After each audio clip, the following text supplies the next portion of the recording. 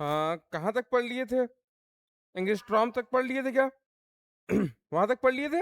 हाँ, वो जितने भी अभी पढ़े हैं वो स्मॉल डिस्टेंस है, ठीक है ना? स्मॉल डिस्टेंस के लिए मात्रक है। अब अगर बहुत बड़ी दूरियां हैं तो उनके लिए मात्रक क्या क्या हो सकता है उसको देखते हैं। तो सबसे पहले कौन सा? हाँ, प्रकाश वर्ष। प्रकाश वर्ष इंग्लिश में इसको क्या बोलते हैं? हाँ, लाइट ईयर। इंग्लिश में क्या बोलते हैं? लाइट ईयर, ठीक है ना? तो प्रकाश वर्ष क्या होता है? निर्वात में, निर्वात में प्रकाश द्वारा, प्रकाश द्वारा एक वर्ष में, हाँ, एक वर्ष में चली गई दूरी, चली गई दूरी, ये क्या कहलाती है? प्रकाश वर्ष। हाँ, ये क्या कहलाती है? प्रकाश वर्ष। अब देखो, अगर मैं प्रकाश के चाल की बात करता हूं तो एक सेकेंड में, एक सेकेंड में कितना चलता है? 3 × 8 मीटर। और हमको कितने में निकालना है? एक वर्ष में निकालना है। चलो, तो एक वर्ष में कितने दिन होते हैं? 365 दिन। और एक दिन में कितने घंटे होते हैं? 24। और एक घंटे में कितने मिनट होते हैं? 60। और एक मिनट में कितने सेकेंड होते हैं? 60, ठीक है ना? इन सभी का आप आपस में गुणा करोगे तो एक डाटा निकल के आता है 9.46 से इंटू 10 कितना? हाँ, मीटर। तो एक प्रकाश वर्ष, एक प्रकाश वर्ष जो होता है वो किसके बराबर होता है? 9.46 इंटू 10 15 मीटर के इक्वल होता है। क्लियर? चलिए, तो इसका डेफिनेशन लिखना। प्रकाश द्वारा, प्रकाश द्वारा निर्वात में,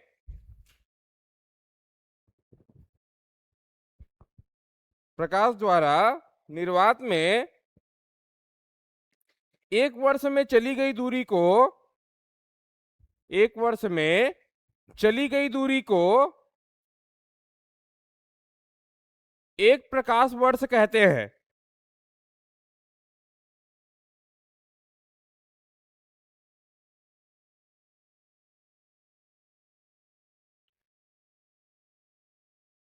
सूर्य द्वारा निर्वात में एक वर्ष में चली गई दूरी को एक प्रकाश वर्ष कहते हैं, ठीक है ना?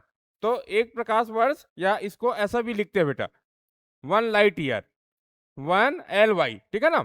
तो लिख लो, एक प्रकाश वर्ष बराबर कितना होता है? 9.46 इंटू 10 15 मीटर। हाँ, चलिए अगला कौन सा है?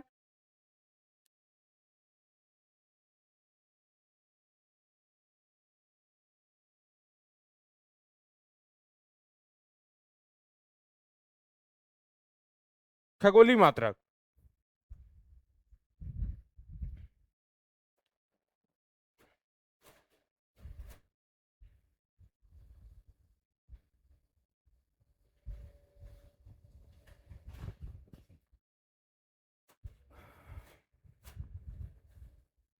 खगोलीय मात्रक, ठीक है ना? इंग्लिश में बोलते हैं इसको एस्ट्रोनॉमिकल यूनिट। क्या बोलते हैं? हाँ, एस्ट्रोनॉमिकल यूनिट। हाँ, एस्ट्रोनॉमिकल यूनिट। हाँ, क्या होता है? जो सूर्य और पृथ्वी के बीच, सूर्य और पृथ्वी के बीच जो औसत दूरी है उसी को किस नाम से जानते हैं? खगोलीय मात्रक के नाम से। अब औसत दूरी का मतलब क्या है? सूर्य और पृथ्वी के बीच औसत दूरी का मतलब क्या है?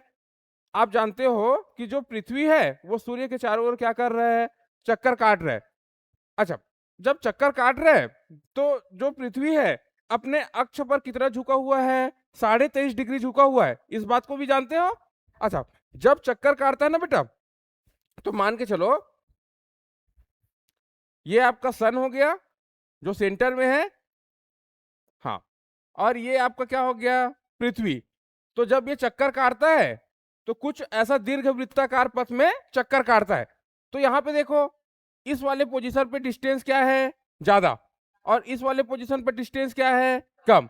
तो कभी डिस्टेंस कम होता है और कभी डिस्टेंस क्या होता है, ज्यादा। इसीलिए डेफिनेशन में ही क्या बोल दिया गया है कि सूर्य और पृथ्वी के बीच की औसत दूरी, सूर्य और पृथ्वी के बीच की औसत दूरी, क्योंकि कभी सूर्य और पृथ्वी के बीच की दूरी बढ़ जाती है और कभी क्या हो जाती है, कट जाती है। इस घटना को जानते हैं उपसौर और अपसौर के नाम से। अच्छा, इधर देखो, जब सूर्य और पृथ्वी के बीच की दूरी ज्यादा रहती है तो इसको क्या बोलते हैं, अपसौर। इसको क्या बोलते हैं, अपसौर। और जब पृथ्वी और सूर्य के बीच की दूरी कम रहती तब क्या बोलते हैं इसको, उपसौर। अच्छा, ये घटना आपको कम देखने मिलेगा, 3 जनवरी को, ठीक है ना। और ये घटना कब देखने मिलता है, 4 जुलाई को। याद रखना बेटा, जब पृथ्वी और सूर्य के बीच की दूरी कम होती है तो उस घटना को किस नाम से जानते हैं, उपसौर के नाम से जानते हैं। और जब पृथ्वी और सूर्य के बीच की दूरी ज्यादा होती है, हाँ आ जाओ, तो उस घटना को किस नाम से जानते हैं, अपसौर के नाम से जानते हैं, ठीक है ना। तो इसीलिए बोला गया है कि जो सूर्य और पृथ्वी के बीच की जो औसत दूरी है उसको किस नाम से जानते हैं, खगोलीय मात्रक के नाम से जानते हैं। चलिए, तो डेफिनेशन लिखो इसका।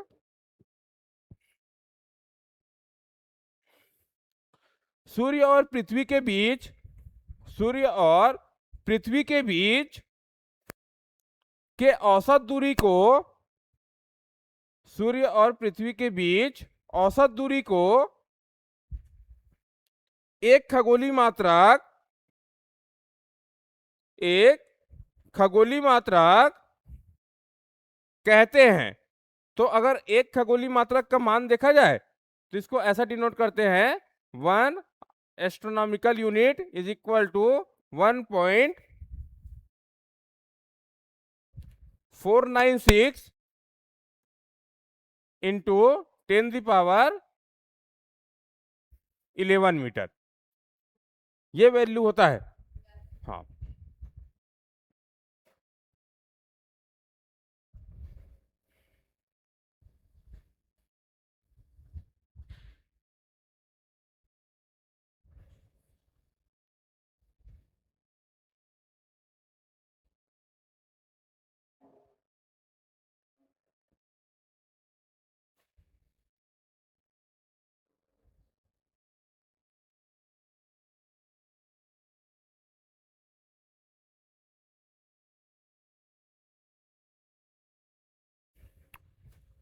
चलिए लास्ट लिखो, पारसेक।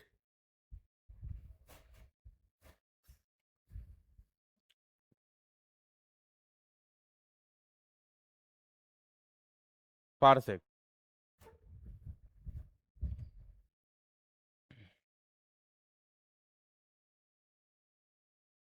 चलिए तो सबसे पहले आपको याद रखना है कि पारसेक किसका मात्रक है। हाँ, कई बार पूछा है, किसका मात्रक है, हाँ, लंबाई का मात्रक है। और दूसरा क्या खास बात है, अभी तक जितने भी ज्ञात मात्रक है लंबाई के, उसमें सबसे बड़ा मात्रक कौन सा है, पारसक। तो लंबाई का सबसे बड़ा मात्रक है, लंबाई का सबसे बड़ा मात्रक है। क्लियर। अच्छा, एक पारसेक की वैल्यू कितनी होती है, अगर एक पारसेक की वैल्यू देखे जाए तो कितना होता है, 3.08 इंटू 10⁻, हाँ, 16 मीटर, यही है। चल, तो इधर देखो, अगर मैं कंपेयर करूं, जैसे कौन कौन सा पढ़े थे, पहले हम लोग पढ़े थे कौन सा, मान के चलो, हाँ, खगोलीय मात्रक। उसके बाद क्या पढ़े थे, प्रकाश वर्ष। और उसके बाद कौन सा पढ़े हैं, पारसेक। आपसे क्वेश्चन पूछा जाता है कि बताइए तीनों में, तीनों को आपको आरोही क्रम या अवरोही क्रम में जमाना है, तो सबसे बड़ा मात्रक कौन सा है, पारसेक। उससे छोटा कौन सा है, प्रकाश वर्ष। और उससे छोटा कौन सा है, खगोलीय मात्रक। तो एरो कैसा लगेगा, सिंबल ऐसा लगेगा, समझ में। हाँ, खगोलीय मात्रक से बड़ा प्रकाश वर्ष, और प्रकाश वर्ष से बड़ा कौन सा है? पारसेक। चल तो लिखो इसका डेफिनेशन।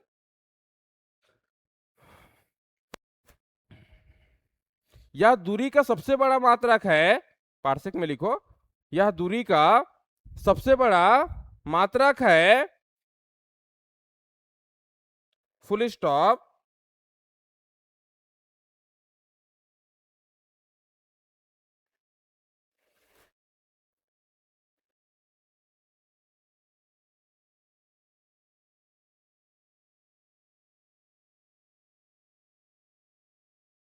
आगे लिखना, यदि सूर्य और यदि सूर्य और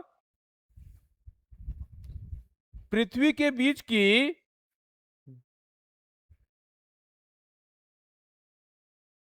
यदि सूर्य और पृथ्वी के बीच की औसत दूरी के बराबर, यदि सूर्य और पृथ्वी के बीच की औसत दूरी के बराबर,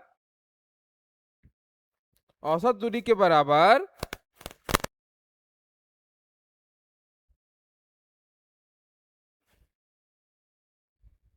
औसत दूरी के बराबर का चाप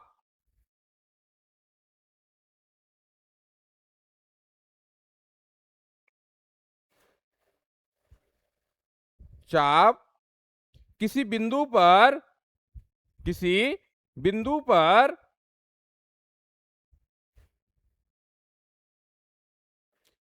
1 सेकेंड, ऐसा किसी बिंदु पर, देखो बेटा ऐसा शो किए हैं तो इसका मतलब क्या है, होता है पहले समझ लो, 1 डिग्री। अगर ऐसा लिखा है तो इसका मतलब क्या है? हाँ, 1 मिनट। और ऐसा लिखा है डबल डेज, तो इसका मतलब क्या है? हाँ, 1 सेकेंड। समझ में आया? हाँ, तो क्या लिख रहे थे? किसी बराबर का चाप किसी बिंदु पर 1 सेकेंड, 1 सेकेंड ऐसा लिखना है, का कोण बनाए तो, 1 सेकेंड का कोण बनाए तो उस बिंदु से, उस बिंदु से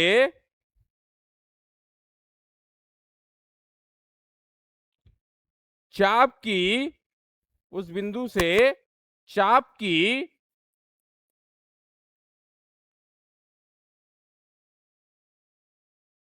त्रिज्यी दूरी, रेडियल डिस्टेंस बोलते हैं इंग्लिश में, त्रिज्यी दूरी को 1 पारसेक कहते हैं, को 1 पारसेक कहते हैं।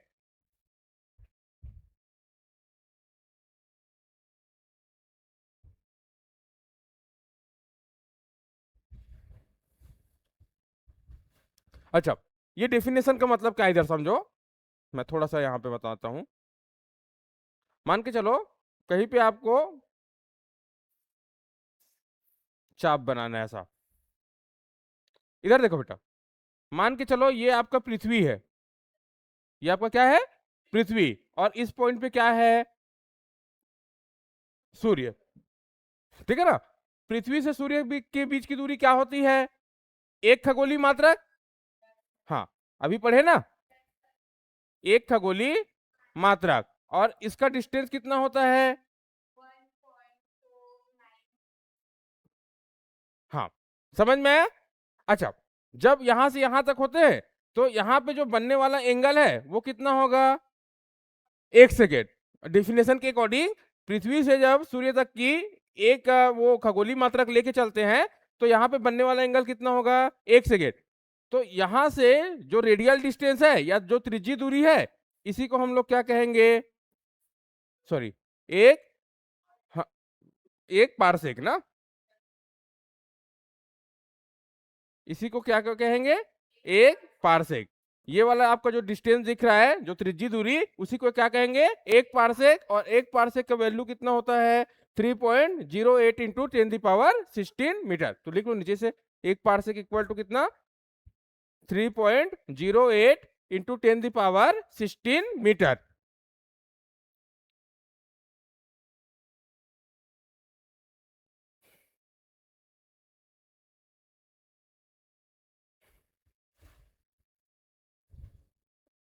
हाँ, नीचे से नोट करके इसको लिखो।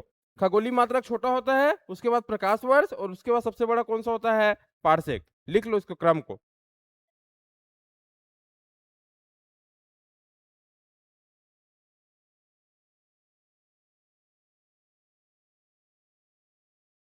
हाँ,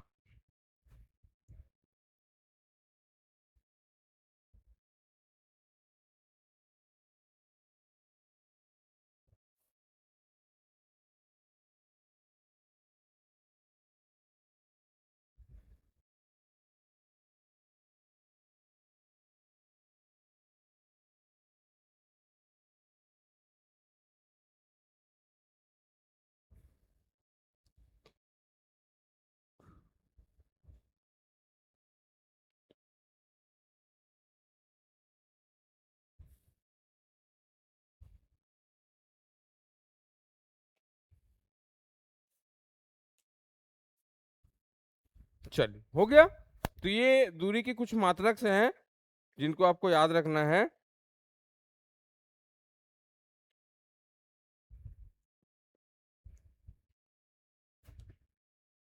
हो गया क्या जी? हाँ, चलिए।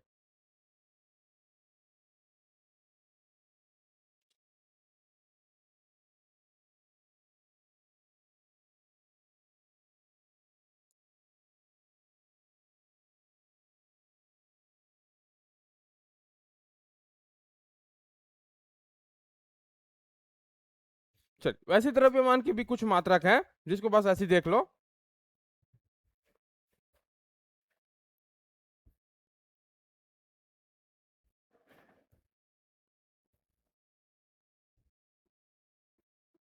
द्रव्यमान के मात्रक,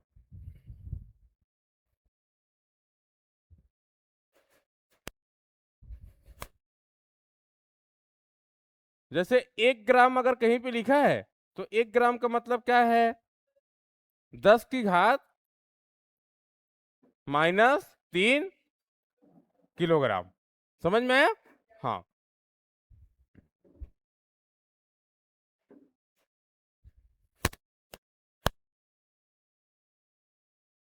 चलिए। अगर मैं द्रव्यमान के, ये तो छोटा यूनिट की बात हो गया, अगर बड़े यूनिट की बात करते हैं तो क्या होता है? क्विंटल। अगर 1 क्विंटल की बात करें तो 1 क्विंटल कितना किलोग्राम होता है? 100 किलोग्राम। और अगर 1 टन की बात करें तो 1 टन में कितना क्विंटल होता है? 10 क्विंटल। या इसी को क्या बोल सकते हो? समझ में आया? हाँ, चल इसको इस तरह को लिख ले रहे हो। द्रव्यमान में 1 ग्राम बराबर 10⁻³ किलोग्राम होता है।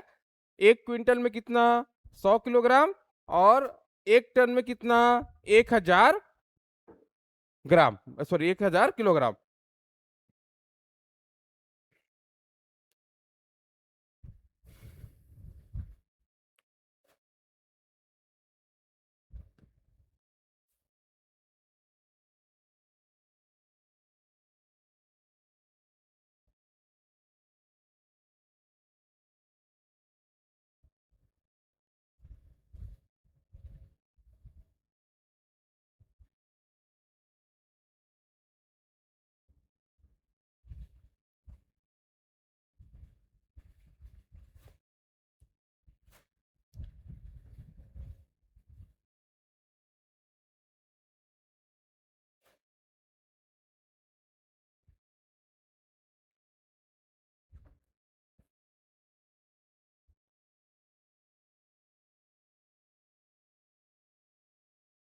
हो गया क्या?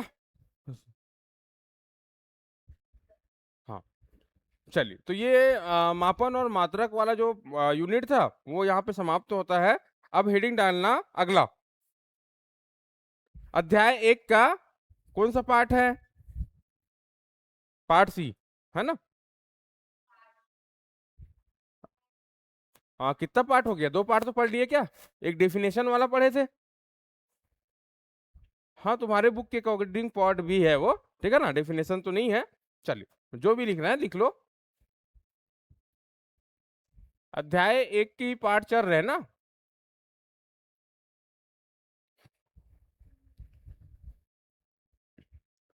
ठीक है, इस पार्ट का नाम क्या है? सार्थक अंक एवं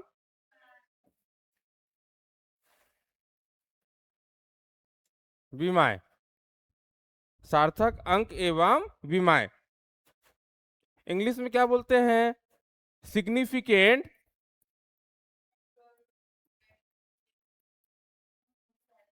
सिग्निफिकेंट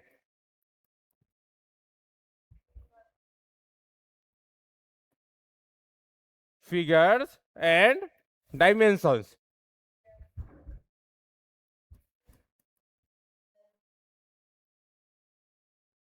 हाँ, चलिए, तो इसमें सबसे पहले सब हेडिंग क्या डालोगे बेटा? सार्थक अंक। पहला हेडिंग क्या डालोगे? सार्थक अंक।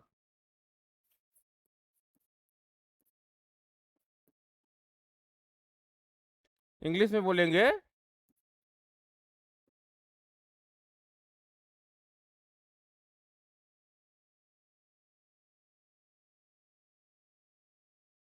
Significant figure.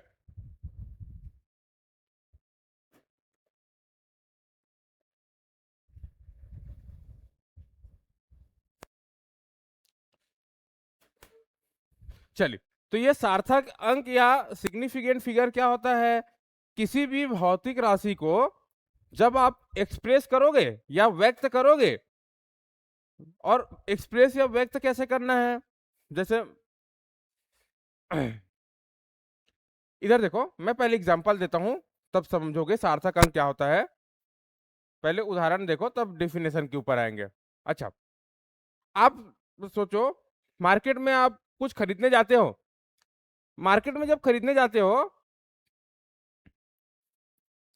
आप कुछ 5 केजी चीज मांग के आते हो, जैसे शुगर होने लेने गए या आलू लेने गए, तो आप उसको कितना मांगे हो दुकानदार को?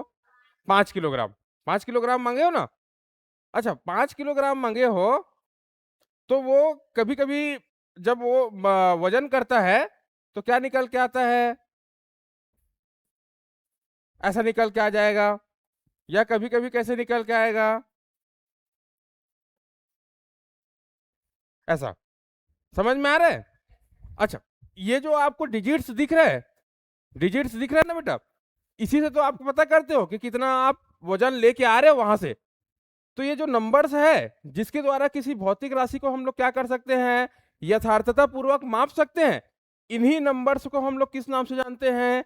सार्थक अंक के नाम से जानते हैं। इन्हीं नंबर्स को हम लोग किस नाम से जानते हैं? सार्थक अंक के नाम से जानते हैं।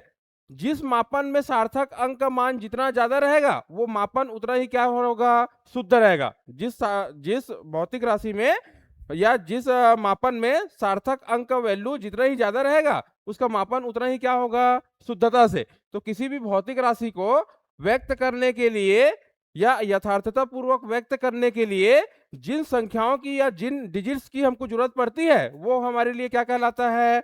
सार्थक अंक। क्लियर? हाँ, चल लिखो। किसी भौतिक राशि को किसी भौतिक राशि को यथार्थता पूर्वक व्यक्त करने के लिए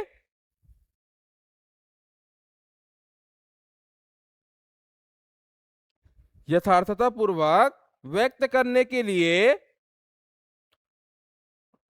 उपयोग में लाए गए उपयोग में लाए गए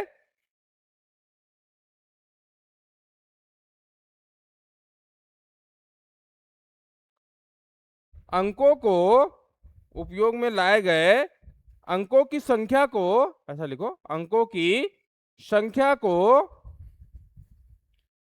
सार्थक अंक कहते हैं। अंकों की संख्या को सार्थक अंक कहते हैं।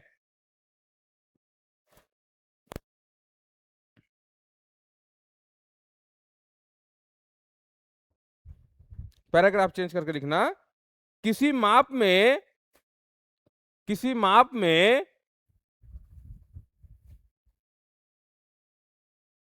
सार्थक अंकों की संख्या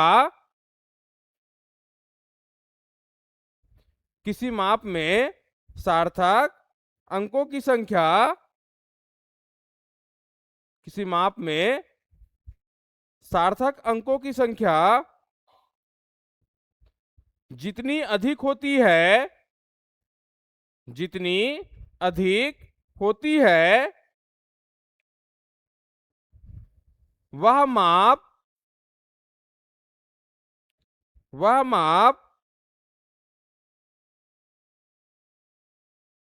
उतना ही यदि अधिक उतना ही अधिक हाँ उतना ही अधिक यथार्थ होता है, उतना ही अधिक यथार्थ होता है। क्लियर? यथार्थ का मतलब एक्यूरेट। जैसे उदाहरण लिख लो,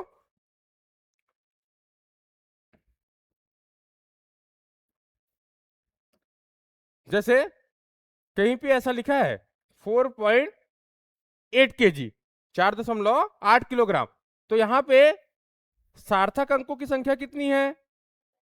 हाँ, यहाँ पे सार्थक अंक कितने हैं? 2। ठीक है ना? इसका मतलब क्या है कि हम लोग किसी माप को अगर वो कर रहे हैं तो इसको 2 अंकों तक माप सकते हैं। अच्छा, इसके अलावा कोई कहीं पे ऐसा लिखा है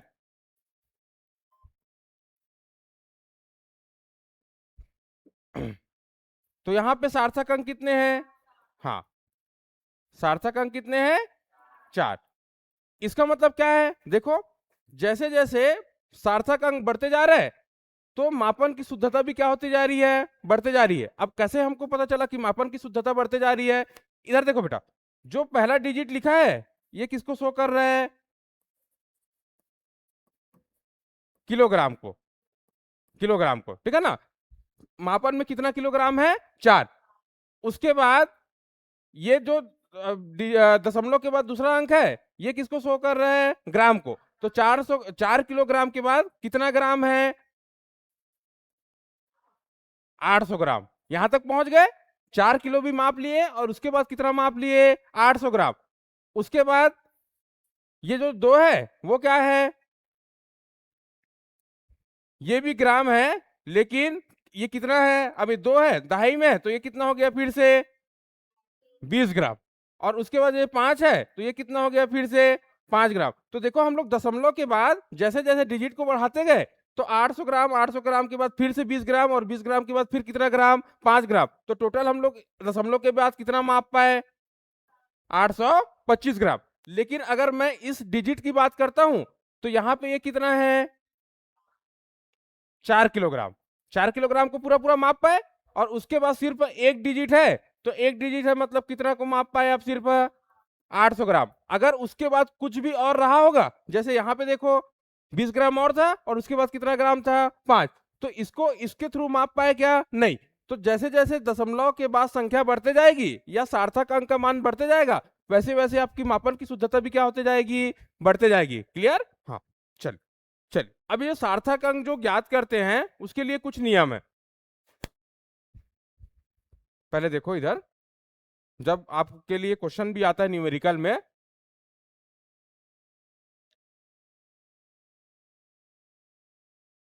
सार्थक अंक ज्ञात करने के नियम, इसके ऊपर क्वेश्चन बनता है। ठीक है ना? हाँ, सार्थक अंक ज्ञात करने के नियम।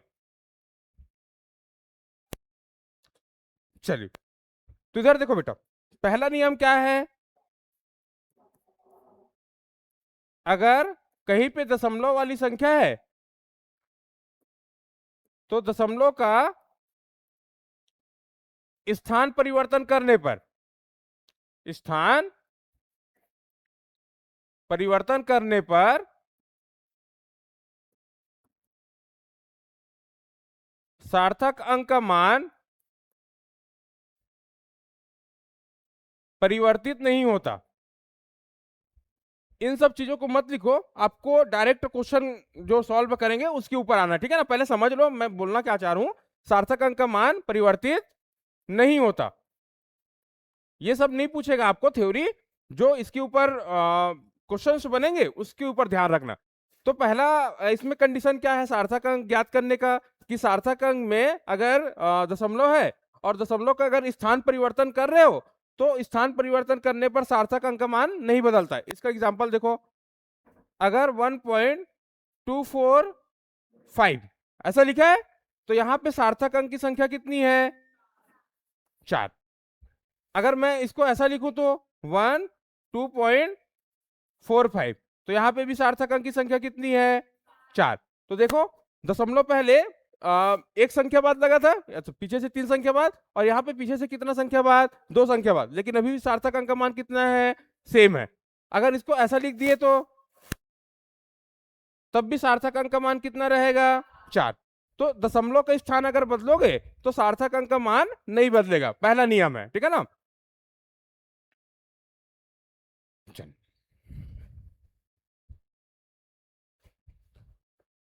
अच्छा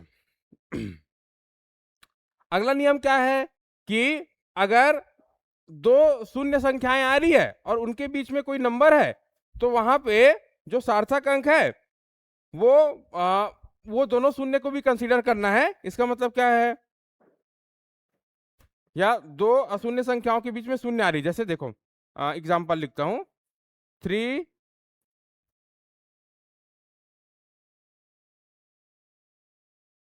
ऐसा। देखो यहाँ पे पहला नंबर अशून्य नंबर है और लास्ट नंबर भी क्या है? अशून्य है, मतलब उसका मान शून्य नहीं है। इसके बीच में 4 शून्य आ रही है तो यहाँ पे सार्थक अंक का टोटल नंबर कितना होगा बेटा? 6। कितना है? 6। क्योंकि पूरा काउंट होता है दो अशून्य नंबर के बीच में, चाहे कितना भी शून्य हो उसका मान कहाँ पे काउंट होता है? सार्थक अंक में। तो यहाँ पे सार्थक अंकों की संख्या कितनी हो जाएगी? 6। क्लियर? चलो अगला,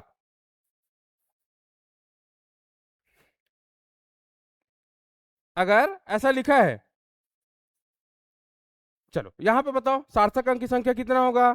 हाँ, जब भी कोई अशून्य नंबर है और उसके पहले कोई शून्य नंबर लिखा है तो उसको सार्थक अंक में काउंट नहीं करते, सार्थक अंक सिर्फ लास्ट वाला डिजिट कहलाएगा। तो यहाँ पे सार्थक अंक की संख्या कितना होगा? 1। समझ में है? चलो अगर ऐसा लिखा है तो बताओ सार्थक अंक की संख्या कितना होगा? हाँ, कितना होगा सार्थक अंक की संख्या? 5। दाएं साइड के हर जीरो को कंसीडर करना है, बाएं साइड वाला जीरो को कंसीडर नहीं करना है। तो यहाँ पे सार्थक अंक की संख्या कितनी होगी? 5। समझ में आया? हाँ, तो इसी के ऊपर कंफ्यूजन होता है। अगर कोई नॉन जीरो नंबर है या अशून्य नंबर है और उसके पहले कोई शून्य आ रहा है तो वो सार्थक अंक में काउंट नहीं होगा। लेकिन अगर कोई नॉन जीरो नंबर है और उसके बाद अगर जीरो आ रहा है तो वो किस में काउंट होता है? सार्थक अंक में काउंट होता है। क्लियर? चलिए तो मैं कुछ एग्जाम्पल लिखता हूं, आप बताइए कि इसमें सार्थक अंक का वैल्यू कितना कितना है।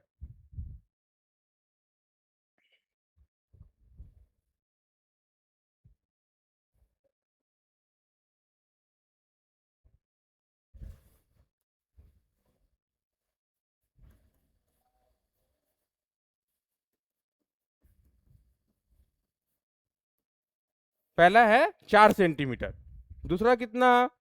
4.0 सेंटीमीटर, तीसरा कितना? 4.00 सेंटीमीटर,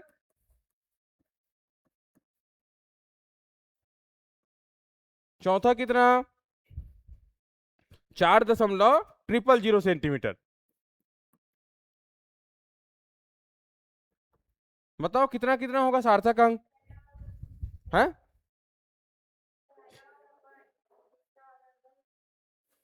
हाँ, चलो पहले वाले में सार्थक अंक कितना है?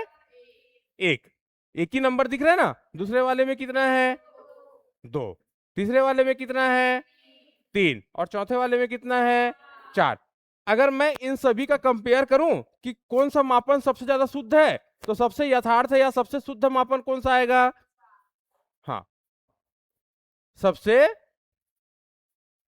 यथार्थ या शुद्ध मापन। शुद्ध मापन इसमें से कौन सा होगा? जो 4.000 सेंटीमीटर है ये क्या होगा? सबसे शुद्ध या सबसे यथार्थ होगा। तो जैसे जैसे सार्थक अंक का संख्या बढ़ते जाता है उसमें मापन की क्वालिटी भी क्या होते जाती है? बढ़ते जाती है। क्लियर? हाँ,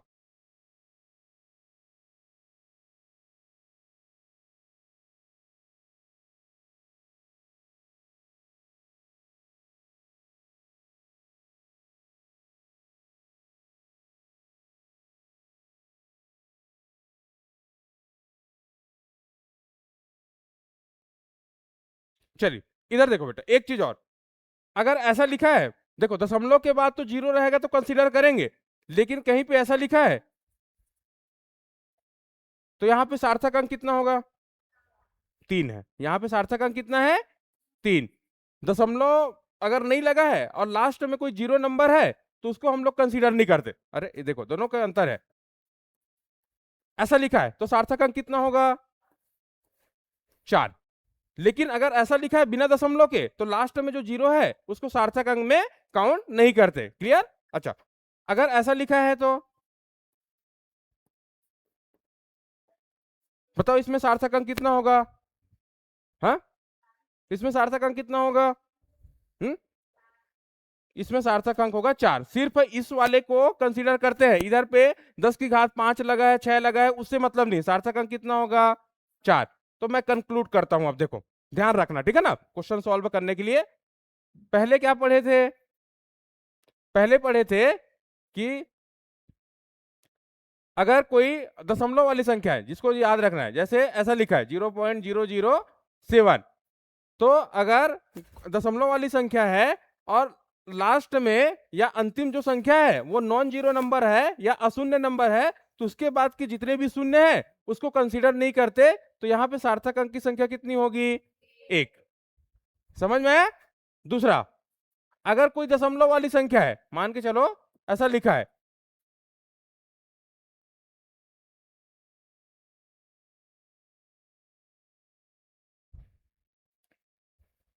ऐसा लिखा है, ठीक है ना, तो यहाँ पे सार्थक अंक की संख्या कितनी होगी?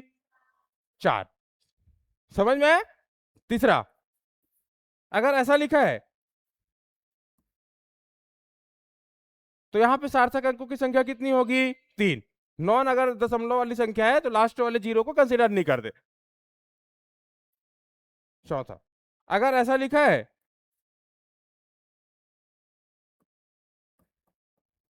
तो यहाँ पे सार्थक अंकों की संख्या कितनी होगी? 4। तो इतने कंडीशन समझ में आए? हाँ, चलिए बेटा, मैं कुछ एग्जांपल लिखता हूं, इसमें सार्थक अंक बताना है। इसके ऊपर क्वेश्चन आ जाता है 1 मार्क्स का।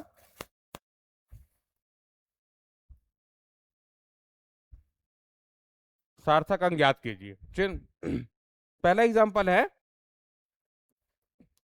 0.001 मीटर, ठीक है ना। दूसरा एग्जांपल है 7.00 इंटू 10⁵मीटर। तीसरा एग्जांपल है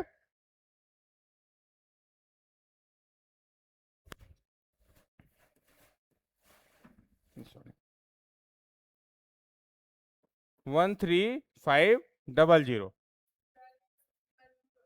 हाँ, आप लिखो ना एग्जांपल बस।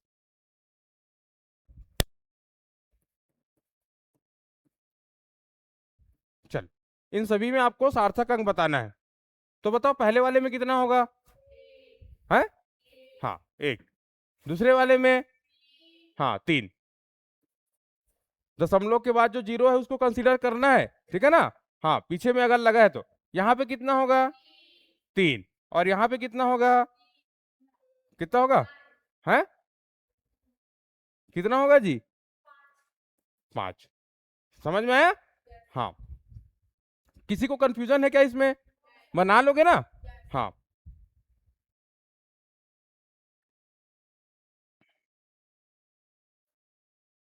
चलिए तो इसको लिख ले रहा हो, इस एग्जाम्पल को। एग्जाम्पल बस को लिख ले रहा हो, बाकी नियम को याद रखना।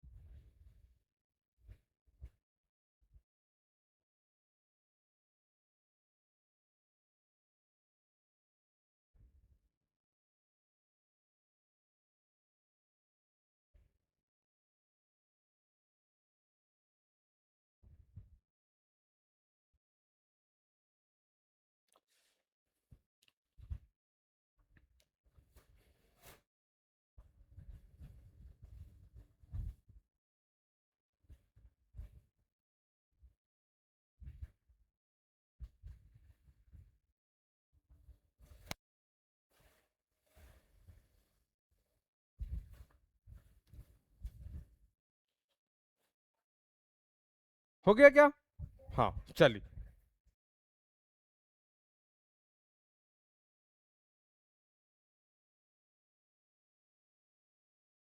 हेडिंग डालो अब, भौतिक राशियों के विमाएं।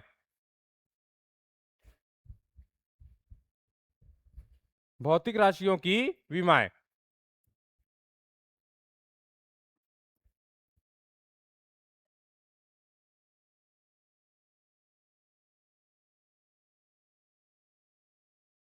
भौतिक राशियों की विमाएं।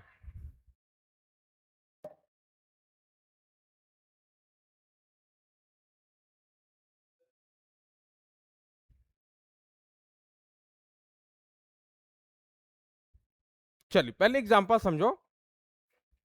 भौतिक राशियों की विमाएं क्या होती है? जैसे अगर मैं क्षेत्रफल के एग्जांपल लेता हूं, तो ये क्षेत्रफल बना कैसे है? हाँ,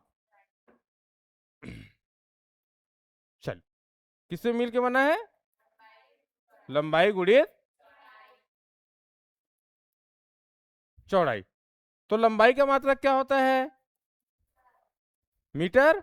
और चौड़ाई का मात्रक भी क्या होता है? मीटर। समझ में आया? अच्छा, ये दोनों मीटर आपस में मिलके क्या बनेंगे? Metre square. इसका मतलब क्या है कि जब क्षेत्रफल के मात्रक को हम लोग डिफाइन किए हैं, तो मीटर के ऊपर कितना घात लगा के? 2। घात कितना लगाए हैं? 2। तो क्या होता है भौतिक राशियों की विमाएं, कि किसी भौतिक राशि के मात्रक को व्यक्त करने के लिए जिन घातों का प्रयोग किया जाता है, वो क्या कहलाती है? विमाएं। ठीक है ना? जैसे एक और एग्जांपल, वेग। तो वेग किससे किससे मिलकर बनता है? लंबाई और समय से। तो लंबाई का मात्रक क्या होता है? मीटर। और समय का मात्रक क्या होता है? सेकेंड। ठीक है ना? तो इसको लिखेंगे कैसे? मीटर की घात 1 और सेकेंड की घात -1। नीचे में है ना, तो ऊपर जाके क्या हो जाएगा? -1। तो समझ में आ रहा है कि अगर वेग का मात्रक बनाना है, तो मूल मात्रकों के जिन घातों द्वारा व्यक्त किया जा रहा है, जैसे मूल मात्रक कौन सा है? मीटर। और मीटर के ऊपर कितना घात लगा हुआ है? 1। सेकेंड के ऊपर कितना घात लगा हुआ है? -1। तो जिन घातों द्वारा व्यक्त किया जाता है, उसी को हम लोग क्या बोलते हैं? विमाएं। क्लियर? चलिए डेफिनेशन लिख लो। किसी भौतिक राशि के, किसी भौतिक राशि के व्युत्पन्न मात्रक को, व्युत्पन्न मात्रक को मूल मात्रकों के, मूल मात्रकों के जिन जिन घातों द्वारा, जिन जिन घातों द्वारा व्यक्त किया जाता है,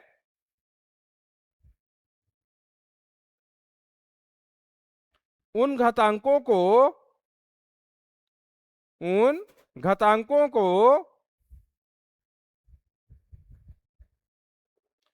उस भौतिक राशि की, उन घातांकों को उस भौतिक राशि की विमाएं कहते हैं।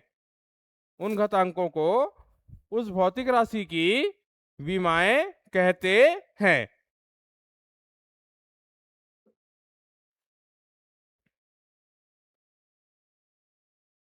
हाँ, एग्जाम्पल लिखो। उदाहरण, क्षेत्रफल के मात्रक को, क्षेत्रफल के मात्रक को, क्षेत्रफल के मात्रक को लंबाई के मात्रक, लंबाई के मात्रक पर, लंबाई के मात्रक पर घात 2 लगाकर, घात 2 लगाकर, घात 2 लगाकर व्यक्त किया जाता है, व्यक्त किया जाता है